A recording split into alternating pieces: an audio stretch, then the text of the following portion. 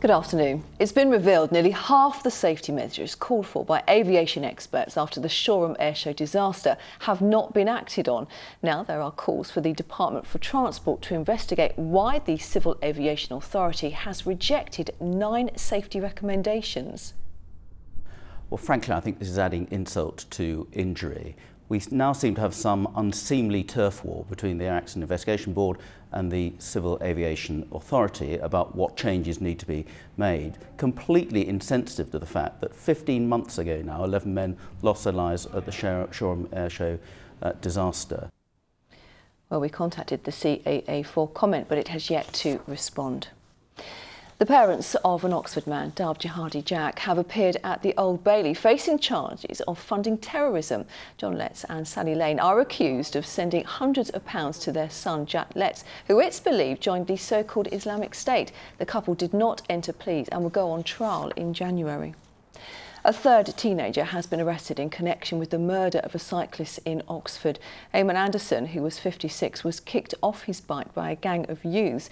He later died in hospital. An 18-year-old from Cowley remains in custody. 2 other teenagers, who are both from Oxford, have also been detained.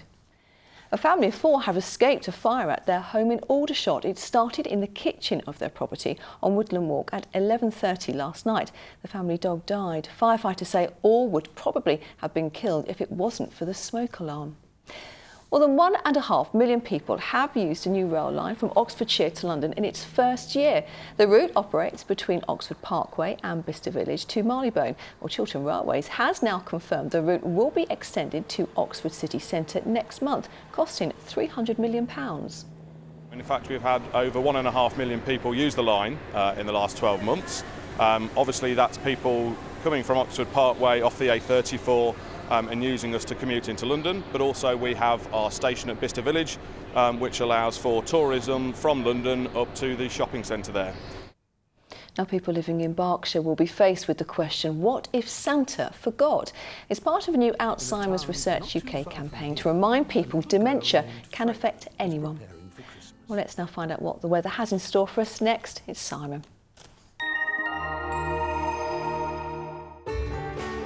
From puddles to paddling, driving through Europe. Eurotunnel the Shuttle sponsors ITV Meridian weather.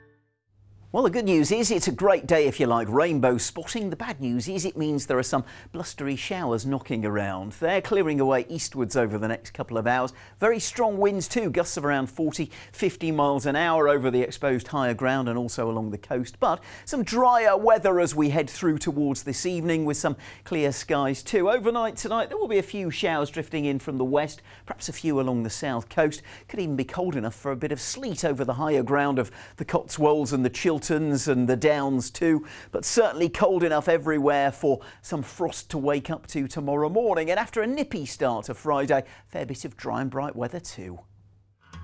Eurotunnel the Shuttle sponsors ITV Meridian weather. So looking a bit soggy. Well, if you're free at 6 o'clock this evening, do join Fred and Sangeeta. They'll be here with more of the day's news for you. But from the team here this lunchtime, have a lovely afternoon. Bye-bye.